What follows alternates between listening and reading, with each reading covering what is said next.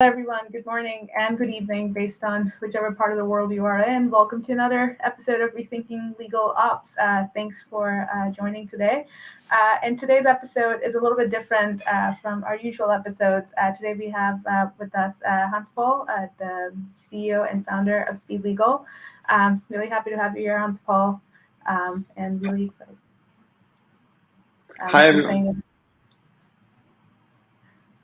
Hi, just saying I'm really excited to also learn a bit about your journey as an entrepreneur, Speed Legal's journey, and to provide a little bit of context for everyone listening as to why we decided to do a different type of episode today with the Speed Legal team. Is because in the past few weeks we've been having a lot of conversations on LinkedIn and everything about mental health and managing work-life balance, like what businesses really are. And some of my biggest takeaways from that personally were that all of work, all of businesses, they are ultimately people. And so it's very important for all of us to start seeing businesses as stories or work created by people, and which is why we decided to tell you a little bit about how Speed Legal, the people behind Speed Legal, and also answer your questions that you sent us. Thanks for that, by the way, about Legaltech as well as Speed Legal. So thanks for being here today, Hans Paul. Thank you, everyone. Thank you, Aishwarya, for organizing this and for having me today. Yeah, and before we begin, to remind all of you, this podcast is sponsored by Speed Legal and Speed Legaltech. Speed Legal is a San Francisco-based company. We help automate contract review and analysis with machine learning and deep learning. And Speed Legaltech is an Italy-based company. They are legal consultants, and they help optimize legal operations and workflows with the application of right types of legal tech. So really excited to jump in, and I have a good selection of questions that a lot of you have sent me here. So to get things started, Hans Paul, tell us a little bit about how you became interested in this digital transformation of law and this integration of law with technology. Where did it all start for you? Thank you, Aishwarya. So my background is finance and economics, and you may wonder how I came into this world of legal tech. And the real reason is because since a young age, my parents are both consultants, and I was helping them with contracts. And that part of the job was very tedious and time consuming. So they were doing most of the hard lifting, but I was still learning and helping them in small tasks.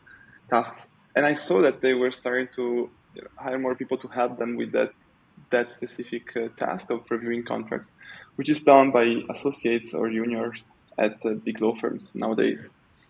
So I decided to find a better way, and I came to San Francisco in 2018. And that's where I met my co-founders, and we created Speed Legal.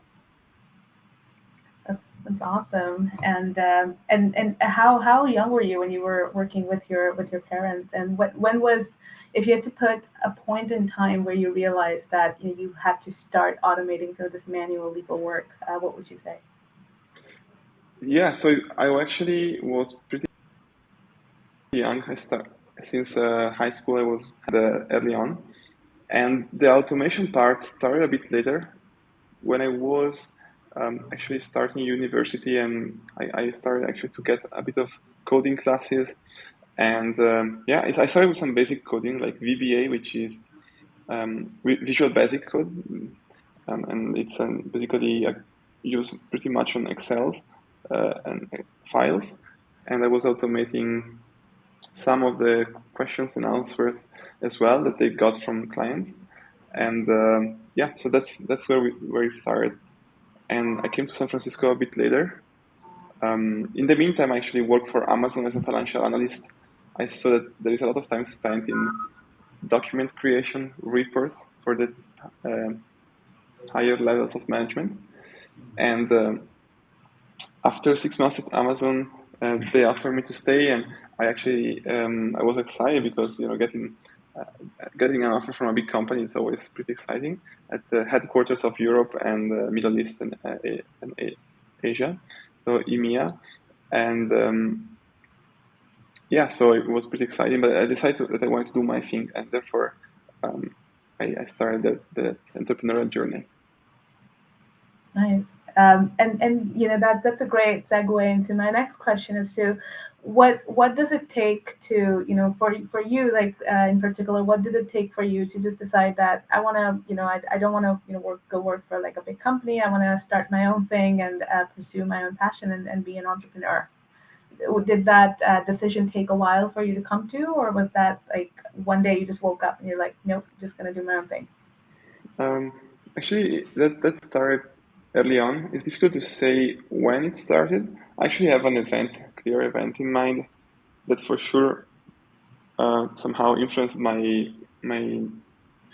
next decisions and um, my past and at the time future, which is a small book that I think my mother gifted to me or I chose. We were together at the library, and I went to the personal growth section of the bookstore. It was not a library, a bookstore, and that book was in Italian. Well, the title, but it's from one of that's what he says is one of the best sales sales coaches and salespeople in the US.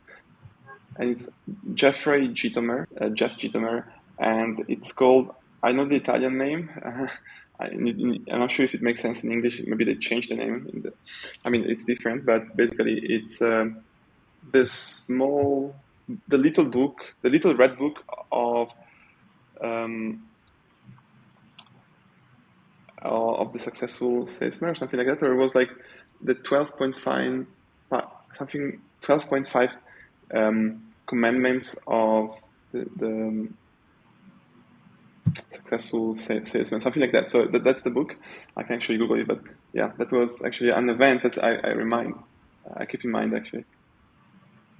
That's nice. So your journey as an entrepreneur, it is about sort of your own personal growth and seeing yourself also grow with your company. Is that how you would put it? Um, sorry, I was Googling actually the name of the book. What's it? Can you say it again? Sorry. No, I was saying that's quite well put. The way you say it, sort of just thinking about personal growth and seeing yourself grow with something that you have created for yourself. And I was getting to my next question just along that tangent, is when you decided to start Speed Legal up till now, and then your vision for the future, what have been some of the biggest growth areas, and what are some of the things that you're most proud of, and then also what are some of the things that you're most looking forward to for Speed Legal? Well, things that I think growth what excites me the most about um, everything in life, and startup is just part of growth, right? Is growth into either a service or a product, or but that's just a means for growth. Growth itself is improving as a person, but helping other people improve their lives. So um, that's what really excites me about what I'm doing, and uh, and of course there is a personal level of that, which is sometimes is meditation, sometimes it's reading a book, uh, going to a conference and workshop and meeting interesting people. So of course, for sure, reading was one of the early things I did to um, yeah to find some shortcuts into growth. Hmm. Yeah, and for Speed Legal, what would be like the five, if you had to define them or itemize them into five things, what have been like the five major goals that you've reached so far, and then what would be like three or five, however many, what are some of the things that you're most looking forward to with Speed Legal? The five goals reached so far, right? And the next five. Uh, Yeah. well, good question. For sure, there are several steps that brings you to um, a successful startup, and then we can discuss about what's successful. But basically, for me, first step, first objective accomplished is finding the right founder at the beginning. That was the first step when we started Speed Legal. Then the second thing is finding some people interested in what you're doing, which is at least having some customer discovery calls and some deep diving into the problems and their pains. Then for sure setting up a company and creating all the legal things and putting everything on paper. Raising your first, getting your first check, get the first, angel investor, which is not just friends and family. Someone from outside basically putting money and betting on you and the team and the market you're in. And the fifth objective reached, I think, so far is paying clients, which is the best. I mean, when, of course, someone values what you're doing and they are, happy to help you because the product may not be 100% at the time. That's the fifth objective reached, I guess. That's awesome. And so when you're talking about all these like goals and like milestones, you make it sound very easy that like you do this, then you do this, you do this, but then a lot of the work that goes in between these goals, it's long and long hours, it's just grueling work, making all those like calls with customers, trying to find clients, getting people to believe in your idea. How would you describe your journey through all of that, and what are some of the things that motivate you to get through all of that? Yeah, good question. Yeah, of course. It sounds easy, but as you said, it's a lot of work. It's not just as everything in life, it requires a lot of dedication.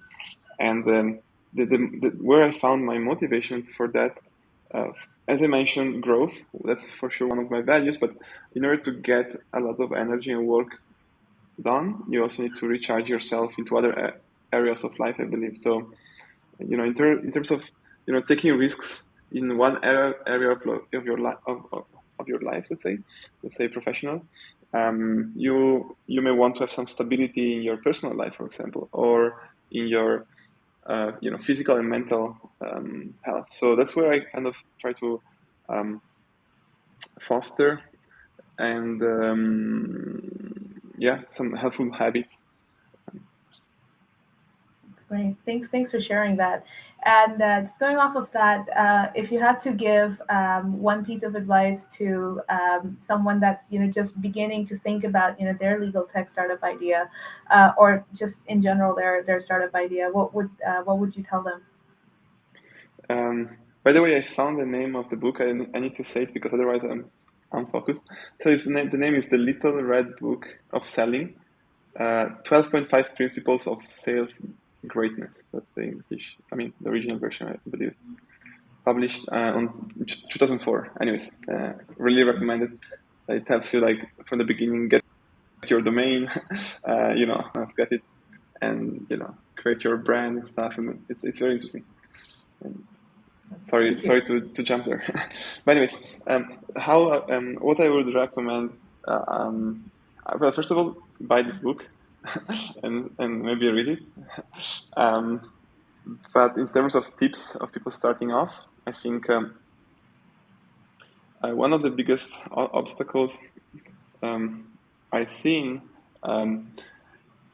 in other people's talking to other entrepreneurs and potential is actually starting. A lot of people want to do it, but few people really take the first step. And so basically, yeah, that's one of the most difficult parts, I think. There's always a reason not to start. So yeah, that's for sure. It's try to, even if it's scary sometimes, that's the best thing you can do. Try it out. It will be not easy at the beginning, but that's the best learning, and then the rest will align for sure. So I heard recently someone saying this, but being comfortable of being uncomfortable, it's also very important. It's related to the first topic I mentioned, like getting out of your comfort zone and making that like a habit or somehow, that's also something really important at the beginning. And then don't get discouraged, of course. it's a long run. It's a long-term game.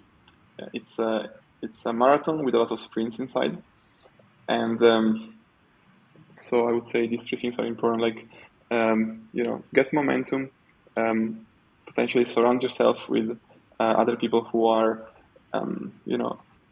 willing to take this journey with you, and then put your head down and don't look too much. Well, look up, because you have to always look up and dream big, and that's the basic of all of this.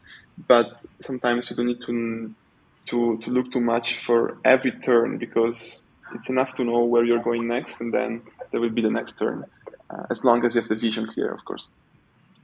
Very, very well said. And yeah, definitely very important to also, come back to the point about like people, surrounding yourself with the right people, and being persistent. Thanks for sharing that. That's very wise. My next question to you, Paul, is a little bit more about when, now the legal industry, it has a lot of different things that, that could be optimized, that could be made better with some sort of like tech integration or some sort of tech solution. Why? And you talked about how you got into legal tech, but in your case, how did you end up just picking contracts and not other parts of legal work that could be automated? Yeah, so I started by talking to people and understanding their problems. I know what kinds, but of course I wanted to find a market that was good for everyone. I mean, for more people, not just for my parents. I started to talk to different people, and we found that M&A legal due diligence was a specific task done by big law firms, usually, and consulting firms. It takes a lot of time. Well, it takes a lot of time, but you don't have a lot of time, because you have a short window, and usually it takes long hours, late nights, and you and your attorneys or basically professionals being involved, and it's very manual and human intensive. So basically, the reason why we started this and we focus on this area is because we again talk to our potential clients and ask them and try to understand their problems. Awesome. And just the other question that I received from some of like the listeners was also about how is speed legal there now within like the contract space as well. There's different types of technologies that are applicable right now. One of the best known ones are CLM, contract lifecycle management. There's also automated contract drafting now to like, of course, a limited extent. There's companies that provide you just templates that help you with legal design. Where does speed legal fit into all of this, and what exactly are like some of the core functions that speed legal does that differentiate it from all the other contract automation technologies available right now? Yeah, that's a good question. Legal tech is getting more and more attention. Investments in legal tech is going 3x in the next couple of years, and the market is going to be the AI software, legal software is going to go to basically from 13, 14 billions to 80 billions in the next 5 years. So as we see growth, of course, of where money flows, also there are new entrants and people flow. So we will see more and more potentially startup joining and more consolidation in this space. And there are many solutions out there, and I try to keep abreast and understand who are the top ones.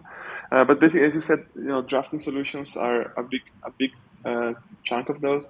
CLMs, and then I would say there are contract analytics, contract review, automation on the contract review side. And of course, there is e-signature, but I think it's nowadays it's almost a standard. It's not really like the latest technology in legal tech. I think it's pretty a standard one. So how speed legal is different is because we really believe in the potential of improving the way people understand risks and understand the contracts itself. So we're starting by making the contract easier to understand, making them like a table of content version and a beautiful UI for your contracts, automatically created for you. So that's the first step. And then when you want to know the problems, we tell you what are the key risks within those contracts. And that's something that we want to offer in a matter of minutes instead of hours, and that's where what makes us different from potentially other solutions. Of course, there are solutions who are building something similar, and I believe this is more of a community rather than a competition place. And there are other solutions, as you mentioned, CLMs and CMS, contract lifecycle management and content management systems, that are really focused from the drafting to the signature, and it's focused on collaboration, such as Malbec, Ironclad, Spring CM acquired by DocuSign, Aptus, part of Conga, part of Aptus, and other ones. On the drafting side, we have companies like Pocket Law or Lauyo, who has been acquired by Clio, and youve, Legal, they're like a bot for creating contracts. So several companies doing different things. On the contract review part, there may be others, such as Kira, Luminance, Brivia, that have been around for quite a while, as well as smaller ones. But what we really want to do with Speed Legal is make it very accessible to everyone. You don't need to have big data sets or pay several $10,000s to use a model on your contracts. It should be as easy as uploading a contract on DocuSign. So the idea of Speed Legal is making it easier for everyone to understand the risks and understand the contract content in a few seconds instead of hours. Great. Thanks for explaining that. Appreciate it. And the last point you mentioned, like making it easier for everyone to understand contracts, and also like the point about accessibility, and there being different types of companies just within the contract review and analytics space. That's just like personally for me, that's also sort of what excited me about just legal tech. So it's this democratization of legal knowledge and empowering people to be able to handle their documents on their own, rather than having to go to the lawyer, or or worse, just having to Google stuff, just like very very last minute. And brings me to my next question, just sent to us by another listener.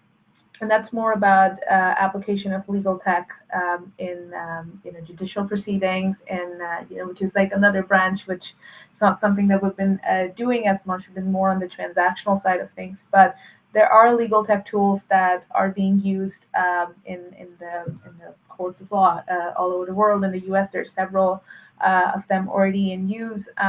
Codex at Stanford is doing a lot of research into how exactly legal tech can make court proceedings accessible for people and also not as cumbersome. There's e-discovery tools that are very, very widespread and commonly used already. And the question was pertaining more to how can technology also help legal proceedings in India, because in India we've got a huge judicial backlog, we've got a massive population, and of course the courts are very overburdened. In fact, there's always like this joke that if you start a property dispute today and you go and file a suit, a petition in court, maybe your great-grandchildren or your grandchildren, would be able to receive the benefits of it, because it's not going to settle in your lifetime. So the question is more pertaining to how legal tech tools can help with judicial proceedings in India. So if you want, I can go ahead and take that, and then I can come back to you for your views as well. Yeah, sure.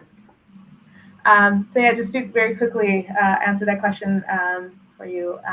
There is a huge scope for application of legal tech in the Indian market. First of all, like on the transactional side, India is a huge legal processes outsourcing market. Lots of law firms in India do help with a lot of the due diligence work for UK law firms, US law firms, because law is taught in English and it's a common law system. And on the side of the courts, there's a huge opportunity, but there is a lack of adoption of technology, because I think we always joke about this. Like lawyers are slower to adopt technology, and then when you talk about courts, it's even slower. But to highlight a few of the technologies that are there in India right now, there's AI models that some companies like LegalMind, iQanun They're using them to help predict the outcomes of a particular case, so you could make more sort of thoughtful decisions about whether or not you want to embark on a case, or if you're already in the middle of a case, what could be some of your trajectories, what kind of decisions should you be making, what kind of lawyer and what kind of expertise actually you should also be talking to, just based on the different things covered.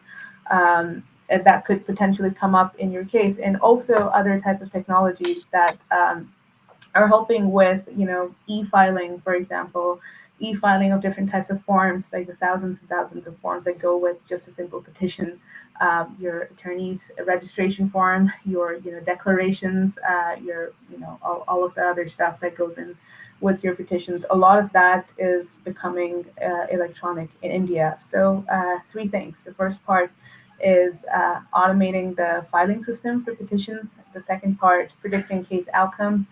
And of course, the third part, which is finding the right types of resources to make the best arguments for your cases. And that stuff is similar to Westlaw. iQanun has stuff like that.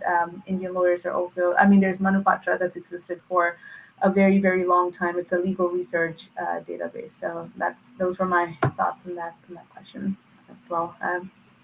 If you go ahead.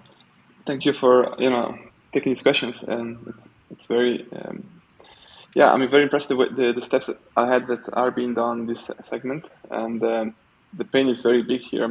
Waiting for such a long time to get an answer, it's actually needs to be changed.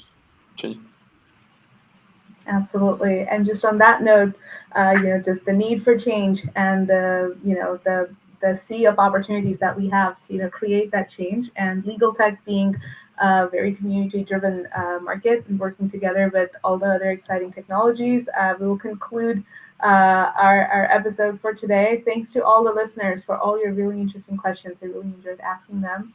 And thank you so much, Hans-Paul, for your very insightful and your very comprehensive and helpful answers. Learned a lot today, and I'm sure our listeners really enjoyed it too.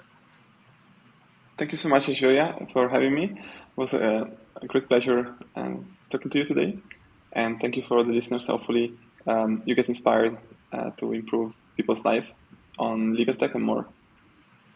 Yeah, and make sure to check out Hans-Paul's profile. I know you've got an exciting announcement coming up for talking more about legal tech entrepreneurship and entrepreneurship in general. So today was just a teaser. Hans-Paul, if you want to tell people more about what you've got in the pipelines. Yeah, I'm creating a podcast. We already had a couple of speakers. It's called From Zero to One, where we actually talk to other founders and we try to understand how they got from zero to, even if they didn't get to one yet. Well, one is defined by each person, but basically we understand all the learnings and all the way they got into creating their own startup. Great. Really excited to see the first few episodes of that. Do you have a date when you're releasing it, or should we keep a track? Yeah. Hopefully next week. We are looking forward to do that the first week of June. So keep us. We'll keep you in the loop, and hopefully, have a look at our social media. Okay. Look out for 0 to 1 podcast with Hans-Paul. Check out Speed Legal. We have a blog, where we post about similar topics that we talked about today. Everything legal tech.